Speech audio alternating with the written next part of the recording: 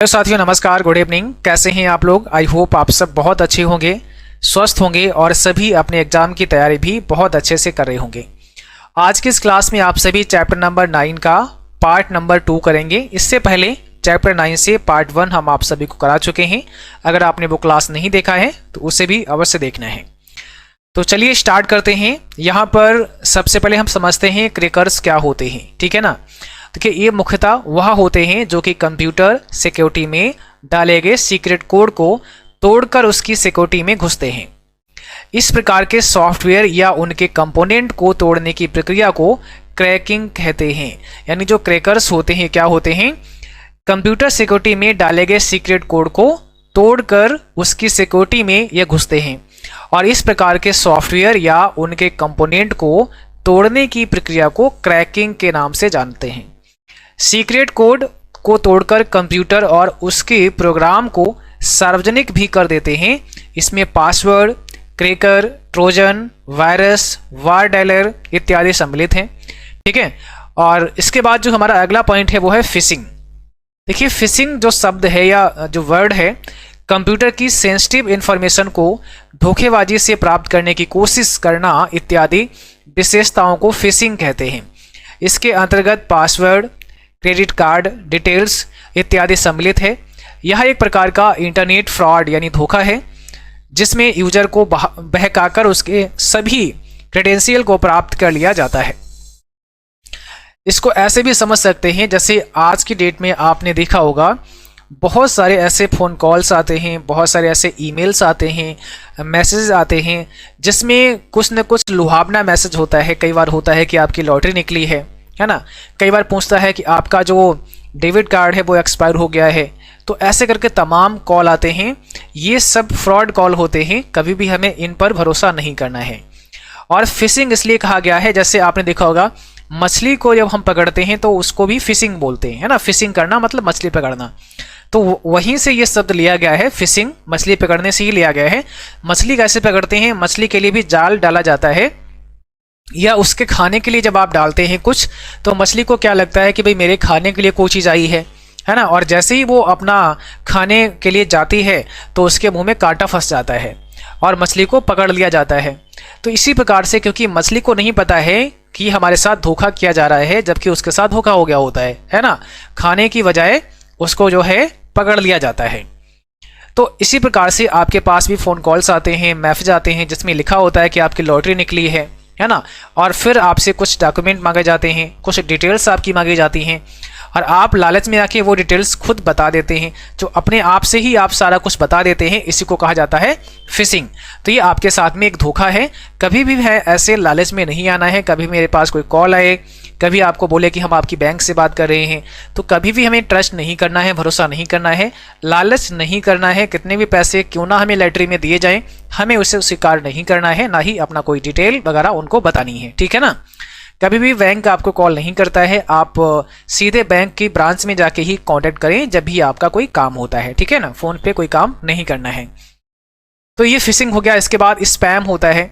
यह एक प्रकार से मैसेजिंग सिस्टम का दुरुपयोग है जिसके अंतर्गत अनवांटेड मैसेज को ईमेल्स के रूप में भेजा जाता है।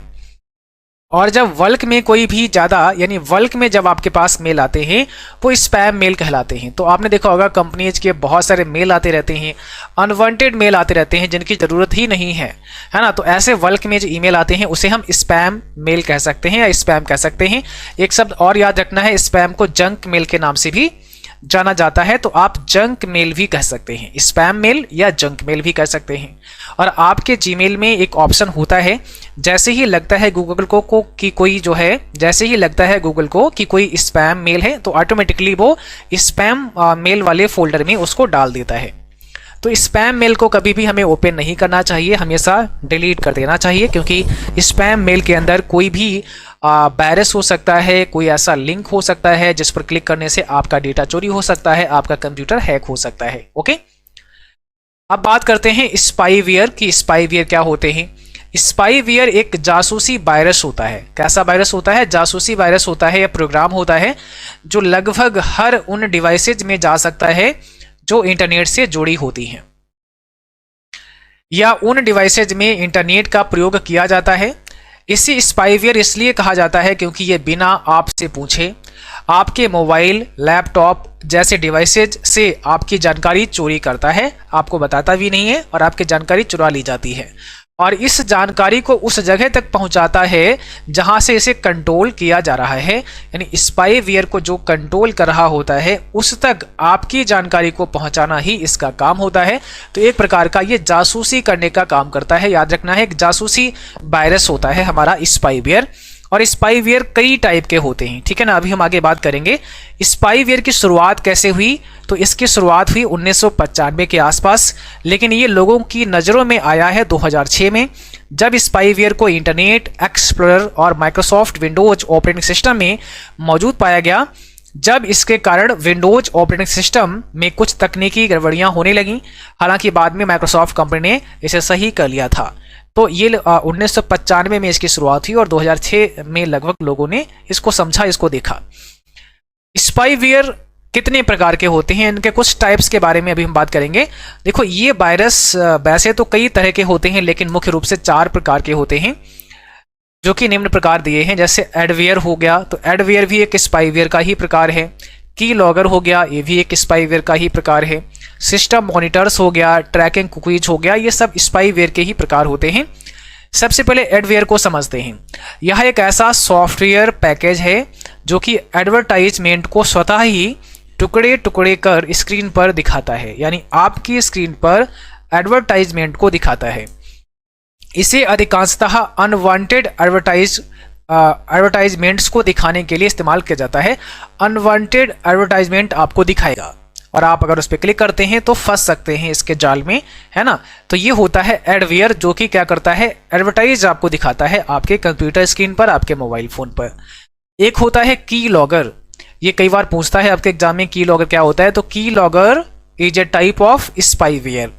की लॉगर एक ऐसा प्रोग्राम होता है जो कि सभी की स्ट्रोक को रिकॉर्ड करता है, सभी की स्ट्रोक को रिकॉर्ड करता है। जैसे आप अपने कंप्यूटर में कुछ टाइपिंग कर रहे हैं, टाइपिंग के एक्चुअल में जब आप किसी वेबसाइट पर होते हैं, जैसे आप कहीं लॉगिन कर रहे होते हैं, तो आप अपना यूजर आईडी डालते हैं, उसके बाद में आप अपना पासवर्ड डालते हैं। तो जो चीज़ें आप करेंगे उसको क्या करेगा, ये रिकॉर्ड करेगा, यानी की को रिकॉर्ड करता है, की स्ट्रोक को रिकॉर्ड करता है कि कौन कौन सा की दबाई जा रही है एक कंप्यूटर में, ठीक है। यानी क्या लिखा है, की लॉगर एक ऐसा प्रोग्राम होता है जो कि सभी की स्ट्रोक को रिकॉर्ड करता है एक कंप्यूटर में। ये ऐसा करने के लिए एक यूजर को इनपुट को मॉनिटर करता है, यानी जो यूजर इनपुट करता है उसको मॉनिटर करता है और साथ में एक लॉग में मेंटेन करता है सभी कीज का, जिसे कि प्रेस किया जाए। इस लॉग को एक फाइल में सेव कर दिया जाता है या फिर दूसरे मशीन को भेज दिया जाता है एक नेटवर्क के द्वारा इंटरनेट में। ओके, यानी जो भी इसको मॉनिटर कर रहा होता है ये डेटा उस तक पहुंच आता है। सिंपल भाषा में अगर हम बात करें तो की लॉगर एक प्रकार का स्पाईवेयर है जो आपके कंप्यूटर में इंस्टॉल कर दिया जाता है। ऑनलाइन तरीके से इंस्टॉल हो सकता है, आप किसी वेबसाइट पर गए, आपके मेल के थ्रू हो सकता है ना। तो जैसे ही इंस्टॉल हो जाएगा तो क्या करेगा, आपके कंप्यूटर में जब आप की प्रेस करोगे तो उसको ये रिकॉर्ड करेगा, कौन सा की दबाया आपने उसको ये रिकॉर्ड करेगा और उसके बाद में अपने एडमिन को भेज देगा। ठीक है, अपने एडमिन को भेज देगा, याद रखना है। तो जो इसको कंट्रोल कर रहा होता है उसके पास वो रिकॉर्ड भेज देगा कि देखो भाई ये यूजर नेम इसने ये की दबाया और पासवर्ड में इसने ये वाले की दबाई है, समझ रहे हो। तो ऐसे करके आप हैक हो सकते हैं, आपका डेटा चोरी हो सकता है। तो की लॉगर एक स्पाईवेयर है, याद रखना है।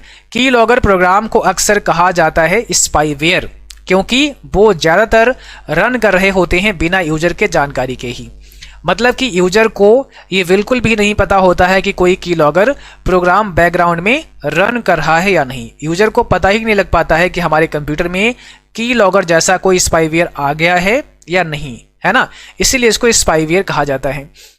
इन्हें इसलिए गलत तरीके से इंस्टॉल भी किया जाता है हैकर्स के द्वारा, जिससे कि वो एक यूजर के कंप्यूटर को स्पाई कर सकें, साथ में ये भी जान सकें कि एक यूजर आखिर में क्या टाइपिंग कर रहा है, यूजर एक्चुअल में कर क्या रहा है, वो जानकारी लेना चाहते हैं। ठीक है, दूसरा होता है सिस्टम मॉनिटर्स। सिस्टम मॉनिटर्स एक एडवेयर प्रोग्राम है जो पॉपअप विज्ञापन और अन्य अवांछित विज्ञापन प्रदर्शित करता है जो उन साइटों से उत्पन्न नहीं होते हैं जिन्हें आप ब्राउज कर रहे होते हैं।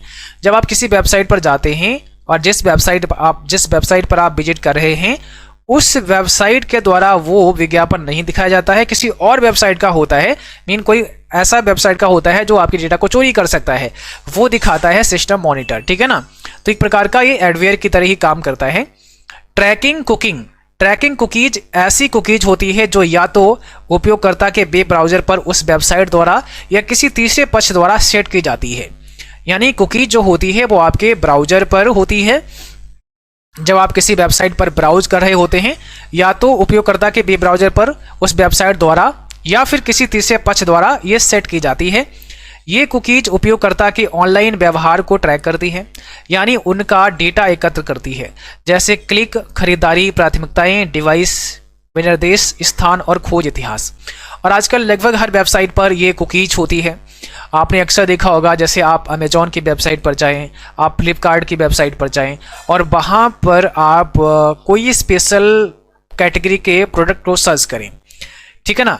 तो जैसे मान लिया जैसे आपको एक लैपटॉप लेना था, तो HP का लैपटॉप आप देख रहे थे अमेजॉन या फ्लिपकार्ट पर, आपने खूब देखा, खूब सारे लैपटॉप चेक किए, देखे। अब क्या है, आप उसको कट कर दो। अब आप किसी भी वेबसाइट पर जाओगे तो क्या होगा, किसी भी वेबसाइट पर जाओगे तो जो एडवर्टाइज आपको दिखेगा वो HP का जो लैपटॉप अभी आप देख रहे थे उसी का दिखेगा। कैसे? तो ये कुकीज ने ही ट्रैक किया है आपको कि भाई आप सर्च क्या कर रहे थे। एक्चुअल में जो चीज़ें आप अपने ऑनलाइन करते हैं वो सारा कुछ ट्रैक होता है ना। और ये कुकीज क्या करते हैं, वो आपके मानसिकता को या आपके व्यवहार को, आप कर क्या रहे हैं, वो सब ट्रैक करता है। उसी के अकॉर्डिंग आपको फिर एडवर्टाइज दिखाता है। यानी जैसे आपने लैपटॉप देखा था HP का भी अमेजॉन की वेबसाइट पे जाके, तो अब किसी भी वेबसाइट पर होंगे तो वो लैपटॉप का ही एडवर्टाइज आएगा, क्योंकि उसको लगा है कि भाई आप लैपटॉप लेना चाहते हैं तो क्यों ना इसको लैपटॉप का ही एडवर्टाइज दिखाया जाए, ताकि पॉसिबिलिटी हो कि आप उसको बाय करें। तो ये ट्रैकिंग कुकीज होता है जो कि आपके ब्राउजर पर होता है, ठीक है ना। इसके बाद होता है रूट किट। यह एक प्रकार का मालवेयर है जिसके द्वारा किसी कंप्यूटर सिस्टम में एडमिनिस्ट्रेटिव लेवल की कंट्रोल प्राप्त की जाती है। वह इसकी जानकारी किसी को भी नहीं होती है। रूट किट को निकालना बेहद मुश्किल होता है तथा कभी कभी पूर्णतः ऑपरेटिंग सिस्टम को रीइंस्टॉल की आवश्यकता होती है, यानी पूरा का पूरा ऑपरेटिंग सिस्टम ही आपको दोबारा से इंस्टॉल करना पड़ेगा इसको हटाने के लिए, ठीक है ना। इसके बाद में कंप्यूटर सुरक्षा संबंधित जानकारियां कुछ और हैं, जैसे प्रॉक्सी सर्वर। ये क्या होता है? प्रॉक्सी सर्वर को प्रॉक्सी और एप्लीकेशन लेवल गेटवे भी कहा जाता है। यह यूजर एवं सर्वर के मध्य कार्य करता है, यानी जो प्रॉक्सी सर्वर होता है या यूजर और सर्वर के बीच में काम करता है।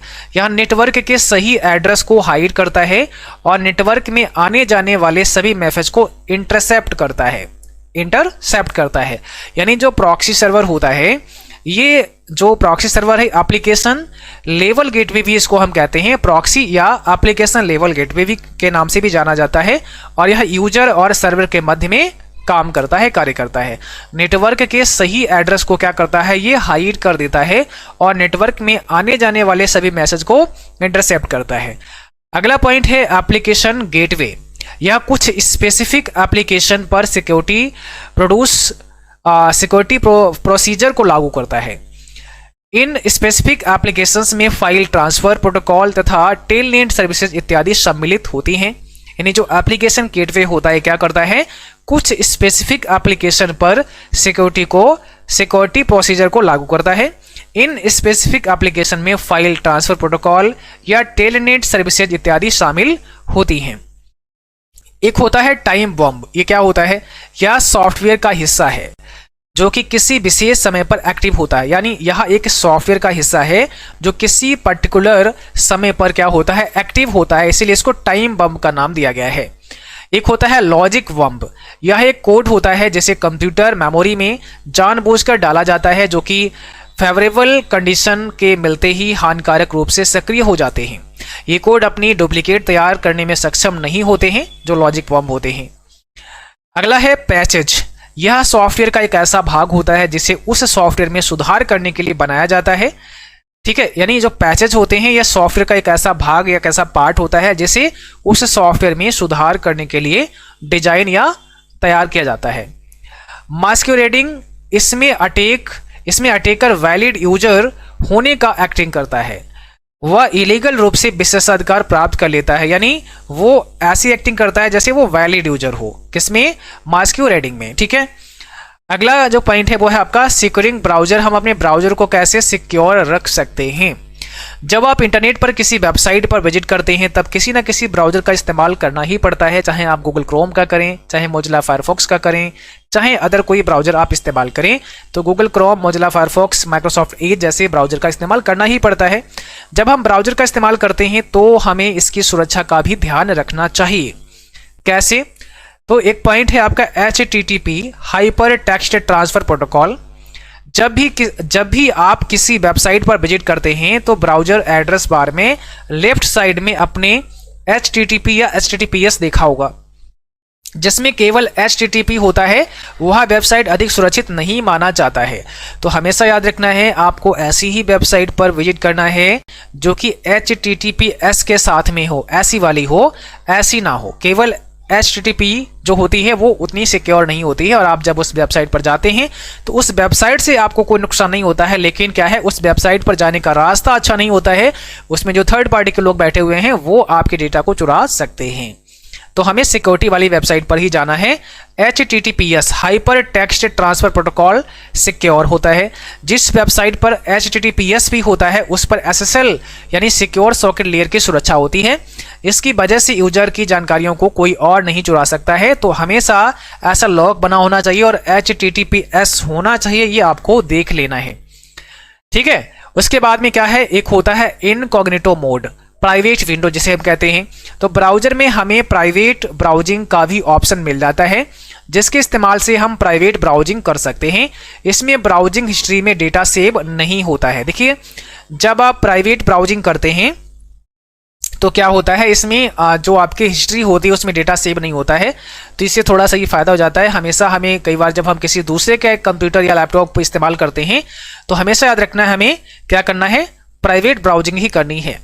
और अगर आप मोजिला फायरफॉक्स में होते हैं तो प्राइवेट ब्राउजिंग की जो शॉर्टकट की है वो कंट्रोल शिफ्ट पी होती है। कंट्रोल शिफ्ट और पी, कंट्रोल शिफ्ट, ठीक है, और पी दबा के हम क्या कर सकते हैं, प्राइवेट ब्राउजिंग ओपन कर सकते हैं। यानी ब्राउजर में जो प्राइवेट मोड होता है वो ओपन किया जा सकता है, ये आपको याद रखना है। ठीक है, अगर आप मोजिला फायरफॉक्स में हैं तो कंट्रोल शिफ्ट और पी दबा के प्राइवेट ब्राउजिंग ओपन कर सकते हैं। इसको इनकॉग्निटो मोड भी कहते हैं। क्या कहते हैं, इनकॉग्निटो मोड भी कहा जाता है। और अगर आप गूगल क्रोम में होते हैं तो कंट्रोल शिफ्ट एन दबाकर आप ओपन कर सकते हैं। गूगल क्रोम के लिए क्या करेंगे, कंट्रोल, मैं यहां लिख देता हूं, गूगल क्रोम के लिए कंट्रोल शिफ्ट प्लस एन, ये किसके लिए होता है, क्रोम के लिए होता है। क्रोम ब्राउजर में है तो आपके लिए इनकॉग्निटो मोड ऐसे ओपन होगा। और अगर आप फायरफॉक्स में हैं तो कंट्रोल शिफ्ट पी से ओपन हो जाएगा। दोनों शॉर्टकट की हमने आपको बता दी हैं। इसको इनकॉग्निटो मोड कहते हैं या प्राइवेट विंडो भी कह सकते हैं। ओके, अगला पॉइंट है आपका कुकीज। कुकीज वे फाइल्स होती हैं जो वेबसाइट वेब ब्राउजर पर सेव करके रख लेती है। यानी आपकी जो वेबसाइट होती है वो वेब ब्राउजर पर सेव करके रख लेती है। ऐसी फाइल्स को कुकीज कहते हैं। हमें अपने ब्राउजर में कुकीज को भी इस समय समय पर क्लियर करते रहना चाहिए, यानी कुकीज को भी हमें हटा देना चाहिए समय समय पर। उसके बाद होता है ट्रैकिंग प्रोटेक्शन। ब्राउजिंग करते समय वेबसाइट आपकी जानकारी को थर्ड पार्टी प्रोवाइडर को भेज सकती है, जिससे बचने के लिए आपको ट्रैकिंग प्रोटेक्शन का फीचर दिया जाता है, जिससे आप अपने ब्राउजिंग डेटा को थर्ड पार्टी वेबसाइट के द्वारा ट्रैक होने से रोक सकते हैं। इसके बाद में है अगला पॉइंट हमारा securing email and social media account. हमें ईमेल और सोशल मीडिया अकाउंट को भी सिक्योर रखना चाहिए। कैसे, तो पहला पॉइंट है हमारा 2 स्टेप वेरिफिकेशन। हमें 2 स्टेप वेरिफिकेशन को भी इनेबल करके रखना चाहिए। अकाउंट की सेफ्टी के लिए आपको सबसे पहले टू फैक्टर ऑथेंटिकेशन भी इसको बोलते हैं, तो 2 फैक्टर ऑथेंटिकेशन के जरिए सेफ्टी करना जरूरी होता है। किसी अकाउंट में साइन इन करते समय आपको text message, mail, phone call के जरिए पहचान 2 बार वेरीफाई करनी होगी। यानी पहचान को हमें 2 बार वेरीफाई करना होगा। अगर आपने पहले से यह नहीं किया हुआ है तो आप सभी ऑनलाइन अकाउंट को इसके लिए इनेबल कर सकते हैं। जैसे एग्जाम्पल के लिए आप किसी ईमेल अकाउंट में लॉगिन होते हैं, तो ईमेल अकाउंट में लॉगिन होने के लिए आपके पास ईमेल आईडी होना चाहिए एंड उसका पासवर्ड होना चाहिए। तो अगर किसी भी व्यक्ति को आप अपना ईमेल आईडी एंड पासवर्ड बता देंगे तो वो लॉगिन कर सकता है। लेकिन अगर आपने 2 स्टेप वेरिफिकेशन को इनेबल करके रखा हुआ है या 2 ऑथेंटिकेशन है ना, कोई इनेबल करके रखा हुआ है, तो आप अपना ईमेल आईडी एंड पासवर्ड डालेंगे, उसके बाद में एक ओटीपी भी आपके मोबाइल नंबर पर आएगा। आप ओटीपी ले सकते हैं, आप टेक्स्ट मैसेज जैसे वॉइस कॉल में ले सकते हैं। मीन कॉल आएगा आपके पास तो कॉल में ओटीपी आपको दिया जाएगा। तो जब उस ओटीपी को आप डालेंगे तब लॉगिन कर पाएंगे। तो ये हो गया 2 स्टेप वेरिफिकेशन, यानी डबल सिक्योरिटी यहाँ पे हो गई है। तो इसको इनेबल करके रखना चाहिए। अगला पॉइंट क्या है, keep mobile app up to date. हमें अपने मोबाइल ऐप को अपडेट रखना चाहिए। मोबाइल ऐप जो मोबाइल एप्लीकेशन होते हैं कई बार हम उन्हें अपडेट नहीं करते हैं, तो हमें हमेशा अपडेट रखना चाहिए। हमेशा मोबाइल ऐप को अपडेट रखना चाहिए, इससे आपके फ़ोन की सुरक्षा ज़्यादा बढ़ जाती है। ऐप डेवलपर हमेशा ऐप को नए खतरों से अपडेट और सेफ रखने के लिए कुछ नया करते हैं। जैसे जब कोई भी अपडेट आता है तो उसमें सिक्योरिटी फीचर को ध्यान में रखा जाता है ताकि आपका जो एप्लीकेशन है उस पर उसको कोई हैक ना कर पाए, उससे कोई डेटा चोरी ना कर पाए। तो हमें अपडेट कर लेना चाहिए। ऐसे में आपको यह सुनिश्चित करना चाहिए कि आप हमेशा ऐप का लेटेस्ट वर्जन इस्तेमाल कर रहे हैं। कभी भी हमें ओल्ड वर्जन इस्तेमाल नहीं करना है, अप टू डेट रहना है। इससे आप हैकर्स को ऐप के जरिए फ़ोन तक पहुंचने का मौका नहीं देते हैं और आप सुरक्षित रह सकते हैं। तो एक कुछ चीज़ें हैं जिन पर हमें ध्यान देने की आवश्यकता होगी। अगला पॉइंट हमारा है pay attention to safety on public network. Public network पर सेफ्टी का ध्यान रखें। कई बार क्या होता है, हम जैसे कहीं जा रहे होते हैं तो हमें फ्री वाईफाई मिल जाता है ना, और हम बड़ा खुशी से फ्री वाईफाई का इस्तेमाल कर लेते हैं, जबकि ऐसा हमें नहीं करना चाहिए। हम में से अधिकतर लोगों को फ्री वाईफाई इस्तेमाल करना पसंद है, लेकिन आपको इसके नुकसान को भी जानना जरूरी है। जब भी ओपन नेटवर्क की बात होती है तो उसका इस्तेमाल सभी कर सकते हैं। ऐसे में खतरा होने की संभावना भी बढ़ जाती है। ऐसे में जब तक बहुत ज़्यादा जरूरी ना हो तब तक किसी भी ओपन नेटवर्क का इस्तेमाल नहीं करना चाहिए, या फिर ज़रूरत पड़े तो इस दौरान कनेक्ट होने पर किसी निजी अकाउंट को लॉगिन नहीं करना चाहिए। कई बार आप जब रेलवे स्टेशन पर होते हैं तो वहाँ पर आपको फ्री वाईफाई की सुविधा मिल जाती है और लोग फटाक से अपने मोबाइल में वाईफाई कनेक्ट कर लेते हैं। भले ही उनका डेटा अभी रह गया हो, मीन बचा है, फिर भी वो शौक में ही कर लेते हैं कि नहीं यार फ्री मिल रहा है तो चलो इसका फ़ायदा उठाते हैं। ऐसा नहीं करना है। जैसा मैंने कहा, लालच तो बिल्कुल ही नहीं करना है, ठीक है ना, क्योंकि फ्री वाईफाई से भी नुकसान हो सकता है, आपका डेटा चोरी हो सकता है।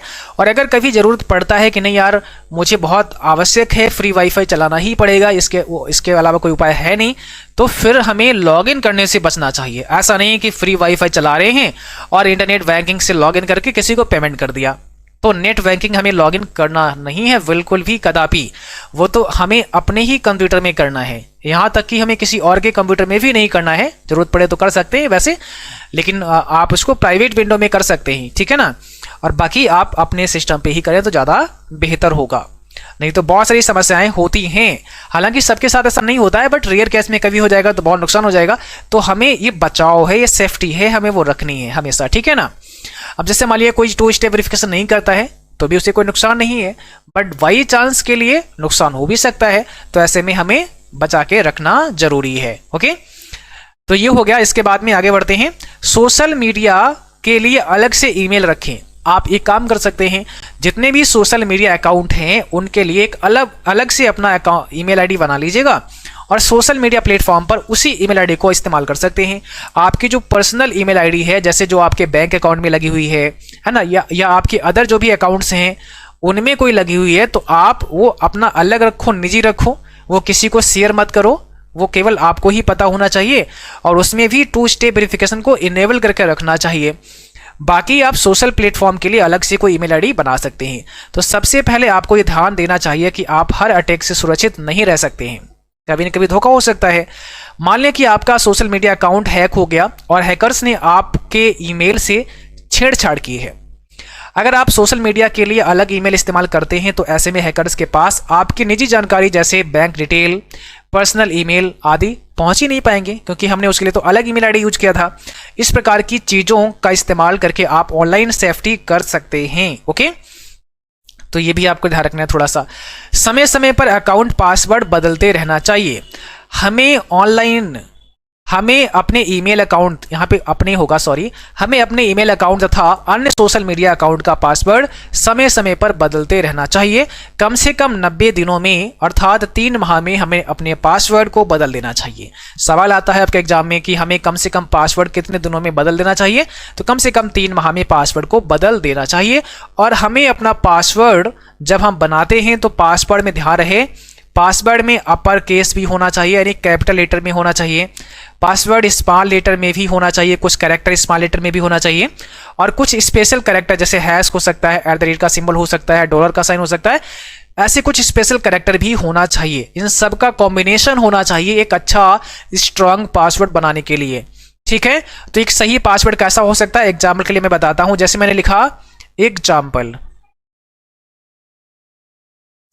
और यहां पे मैं लिख सकता हूं ऐसे, यहां पे लिख सकता हूं 254। तो ये एक स्ट्रांग पासवर्ड बना। कैसे बना समझो।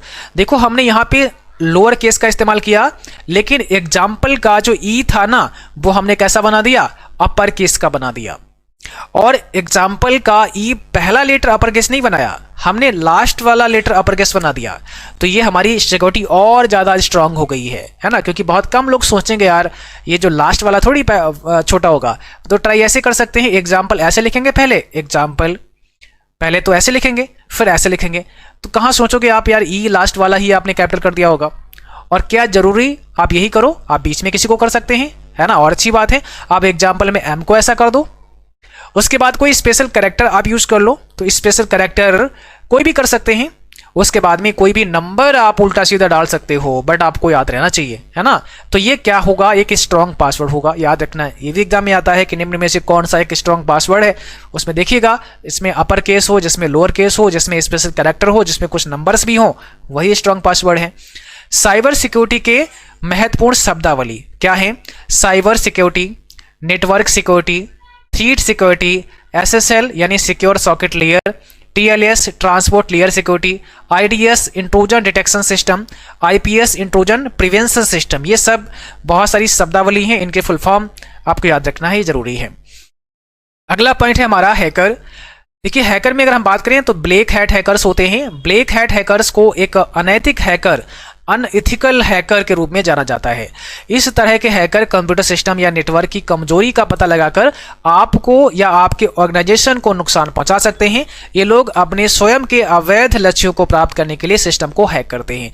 तो जो ब्लैक हैट हैकर होते हैं, एक्चुअल में ये हैकर हमारे लिए बड़ा ही खतरनाक होते हैं, डेटा को चुराने का ये काम करते हैं। ठीक है, वे कमजोर सुरक्षा वाले बैंकों या अन्य कंपनियों की वेबसाइट को ढूंढते हैं और पैसे या क्रेडिट कार्ड की जानकारी चुराते हैं। इस तरह के हैकर आपके इंपॉर्टेंट डेटा को हैक करके उसके बदले पैसे भी मांग सकते हैं, पैसे मांग संशोधित या नष्ट भी कर सकते हैं। ब्लैक हैट हैकिंग अवैध है और ऐसा करना कानूनी तौर पर अपराध है। एक होता है white hat hacker. White hat hacker को इथिकल हैकर भी कहा जाता है। व्हाइट हैट हैकर से किसी व्यक्ति या किसी ऑर्गेनाइजेशन को कोई खतरा नहीं होता है, क्योंकि यह हैकिंग किसी को नुकसान पहुंचाने के लिए नहीं करते हैं। बहुत सारे कंपनीज के पास में, गवर्नमेंट के पास में इस प्रकार के हैकर होते हैं जो अच्छे कार्य के लिए रखे जाते हैं। व्हाइट हैट हैकर उसी तकनीक का इस्तेमाल करते हैं जिसका इस्तेमाल ब्लैक हैट हैकर करते हैं। काम तो सेम ही करते हैं, इंटेंशन अलग अलग होता है। वे सिस्टम को हैक भी करते हैं, लेकिन वे केवल उस सिस्टम को हैक कर सकते हैं जिससे सिस्टम की सुरक्षा का परीक्षण करना हो। भाई सिस्टम की सिक्योरिटी का परीक्षण करना हो तो वो हैक करके देखेंगे कि भाई कोई हैक कर पाएगा कि नहीं, तो पहले वही खुद हैक करके देखेंगे। वो कंपनी के लिए काम करते हैं। अगर वो हैक हो गया तो अभी उस कंपनी को उस पर और काम करना पड़ेगा ताकि कोई और हैक ना कर ले, ठीक है ना। तो ऐसे हैकर को व्हाइट हैट हैकर कहते हैं, जिन्हें उन सिस्टम या वेबसाइट को हैक करने की अनुमति मिलती है। वे सुरक्षा और आईटी प्रणाली की सुरक्षा पर ध्यान केंद्रित करते हैं और इसीलिए व्हाइट हैट हैकर को कानूनी कोई अपराध नहीं माना जाता है, यानी कानूनी तौर पर इसमें कोई अपराध नहीं है। आप अगर व्हाइट हैट हैकर हैं तो कोई प्रॉब्लम नहीं है, आप अच्छे के लिए हैकिंग करेंगे, ये किसी कंपनी या गवर्नमेंट सेक्टर में हो सकते हैं। एक होते हैं ग्रे हैट हैकर। अब इसमें क्या होता है, ब्लैक हैट हैकर और व्हाइट हैट हैकर के बीच को ग्रे हैट हैकर कहते हैं। ये दोनों का मिश्रण होता है, black hat hacker and grey hat hacker दोनों का मिश्रण होता है। ग्रे हैट हैकर को हाइब्रिड हैकर भी कहा जाता है, याद रखना है, इसको हाइब्रिड हैकर भी कहते हैं। ग्रे हैट हैकर किसी भी सिस्टम को हैक कर सकते हैं, भले ही उनके पास सिस्टम की सुरक्षा का परीक्षण करने की अनुमति ना हो, लेकिन वे कभी भी धन की चोरी नहीं करेंगे या सिस्टम को नुकसान नहीं पहुंचाएंगे। ग्रे हैट हैकिंग को कभी कभी कानूनी रूप से कार्य किया जाता है और कभी कभी नहीं। अब देखो सिंपल भाषा में समझो, जो ग्रे हैट हैकर होते हैं ये विदाउट परमिशन भी हैक कर सकते हैं किसी सिस्टम को, बट इनका इंटेंशन आपके डेटा को चुराना नहीं है, आपके पैसे को लूटना नहीं है, ऐसा कोई इनका इंटेंशन नहीं होता है।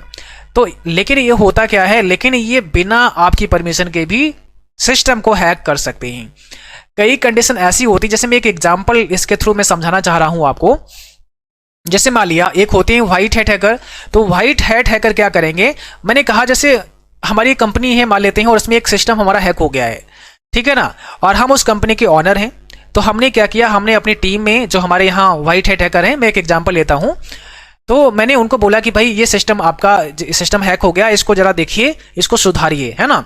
तो जो व्हाइट हैकर होगा, जो व्हाइट हैट हैकर होगा, वो मेरे कहने पर उस सिस्टम में अपना काम करेगा, उसको अब हैक करेगा, उसको जो किसी ने हैक कर लिया उसको छुड़ाएगा, समझ रहे हो, तो उस पर अपना काम करेगा। अब मैं जितना कहूंगा, मैं कहूंगा उससे रुक जाओ भाई, अभी आपको रुक जाना है, अभी आपको अब नहीं आगे काम करना है, तो वो हमारी बात मान लेगा, रुक जाएगा, ठीक है, यानी मेरे अकॉर्डिंग वो चलेगा। लेकिन कई बार क्या होता है कि जैसे मान लिया कोई सिस्टम हैक हुआ है और जो आपका ग्रे हैट हैकर होगा, तो वो क्या करेगा, सिस्टम हैक हो गया है और मैंने उसको बोला भी नहीं कि भाई तुम ऐसा करो, उसको सही करो, मैंने उसको नहीं कहा, बट वो खुद ही भाग खड़ा होगा, नहीं नहीं यार उसको सही करना, उसने सोच लिया ना मुझको ये ठीक करना ही है हर हालत में, तो मेरी भी बात नहीं मान रहा है। और वो इंटेंशन उसका क्या है, उसको ठीक करना। इंटेंशन ये नहीं है कि किसी के सिस्टम को हैक कर दे, लेकिन वो जबरदस्ती उसको ठीक करके ही मानेगा, तो वो उसको हैक करेगा। तो ऐसे हैकर जो काम तो अच्छा करते हैं बट विदाउट परमिशन करते हैं, उनको कहा जाता है ग्रे हैट हैकर, ठीक है ना। तो ये व्हाइट और ब्लैक का मिक्सर होता है। ब्लैक का मिक्सर इसलिए होता है क्योंकि ये बात नहीं मानते हैं, है ना, बिना परमिशन के ही चले जाएंगे, हैक कर देंगे उस चीज को, लेकिन इंटेंशन इनका खराब नहीं है, इंटेंशन उसको बचाना ही है, ठीक है। जैसे कहीं पे चोरी हो गई है तो आप किसी को बुलाते हैं, भैया चोरी हो गई, जरा देख लो यहाँ किसने चुराया है, तब वो आता है। और कुछ लोग होते हैं जो बिना बुलाए ही भाग खड़े होते हैं, चोरी हो गई है तो चलो ठीक है देखते हैं भाई चोर कहाँ गए हैं, तो ये कुछ वैसे होते हैं, ठीक है। तो ये पूरा चैप्टर, आज चैप्टर नंबर 9 हमारा कंप्लीट हुआ है और आई होप चीज़ें आपको समझ में आई होंगी, ठीक है। तो आज का क्लास बस यहीं पर समाप्त करते हैं, मिलते हैं फिर अगले क्लास में, तब तक के लिए थैंक यू, बाय बाय।